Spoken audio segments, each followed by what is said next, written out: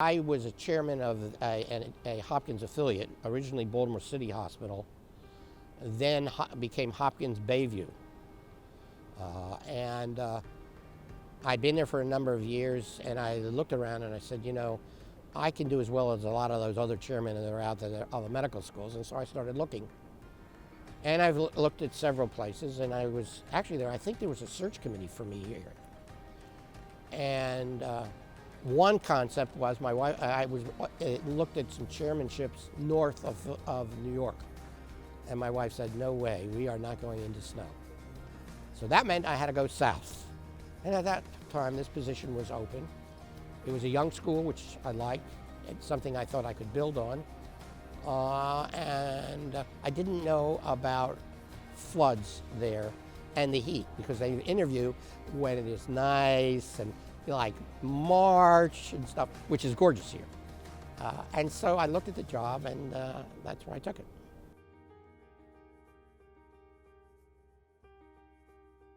I was chair for 7 years. My goals in that was to build a young, which I knew I could do, vibrant faculty, and I did.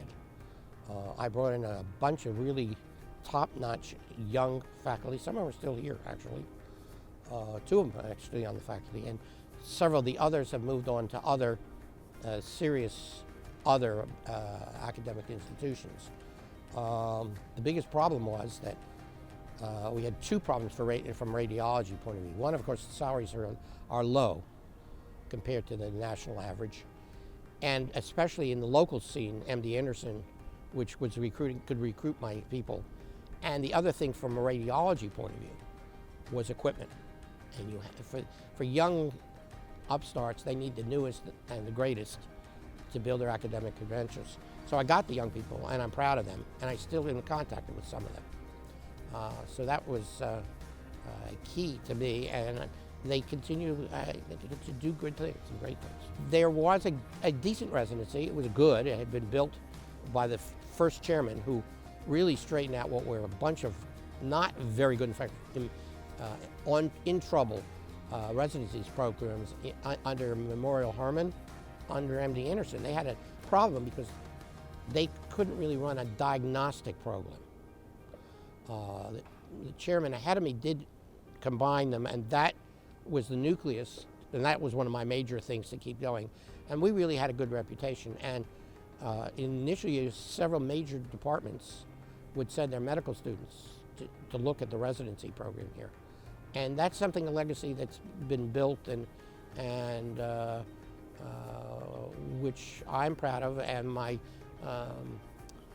director, who's still here, has continued. Well, she just retired from it. And I think that's something the school, we do get really good applicants for that program.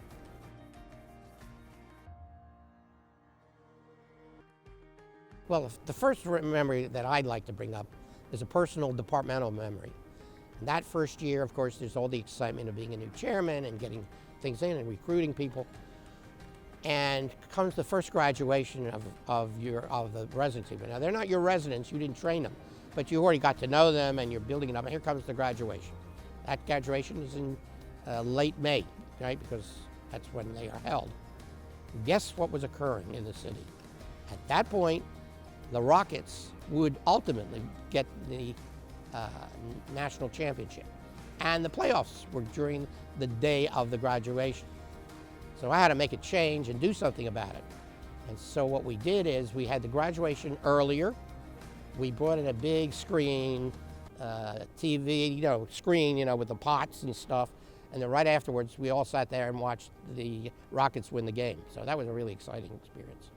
The other big thing that well, there are two other big experiences for me. One was the hoopla that occurred here when this young medical school had a Nobel Prize winner, and he was here, and he's running off to Stockholm, and there was a lot of excitement on that going on. And the other big things were, unfortunately, the floods, and there were some, and personally I was flooded, but the big thing is that the school and the hospital pulled together and ran in spite of all that was going on, including the medical school buildings being flooded. And the staff, many of them worked many extra hours till they could get people in. So that was exciting, but something the school needs to be proud of.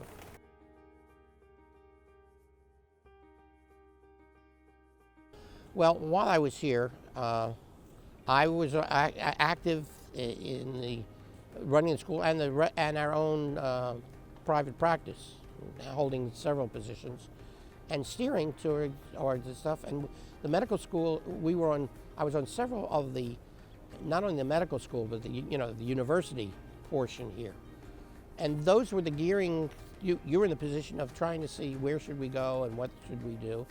And one of the things I think the school has to be proud of, the years I've been here, is all the additional construction and all that other stuff. And that I'm proud of being part of. As for what it did influence for me, well, it was the experience of being a chairman, running a chairmanship, doing that. It also opened doors on a national scene so that I could be, as all the chairmen, and is part of it, as it's our job to be noticed on a national scene, because then it reflects on your department, and in our case, mostly departmental, but indirectly, oh, there's a University of Texas School of Medicine in Houston. That's not Dallas, and people know that they don't really know much about San Antonio, but that sounds bigger and better for whatever reason. I know, the Alamo. And so that had a significant influence on the stuff you do. Also, you learn how to work with other chairmen who have often different agendas, and yet you have to come out with a common theme for the school and its betterment. And I think all the chairmen ultimately wanted the school to get the best, and they wanted the best out of everybody. So that's a legacy the school should be proud of.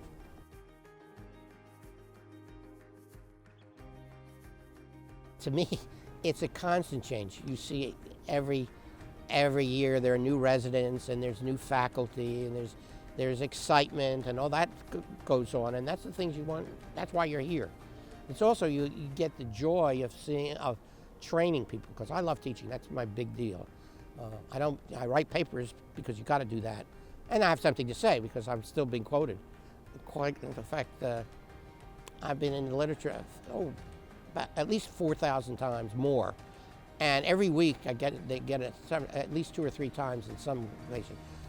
But the joy of developing something, to me, the biggest thing is yes, I have that academic part that I wrote and stuff, but my joy was to seeing the development of residents and as faculty as they developed from either residents or ones I brought in, and who developed, and a good number went into academics, not everyone, but even those who went into private practice have done very well in the state, and I'm proud of them. And I'm involved actually several in the state organizations in radiology and national.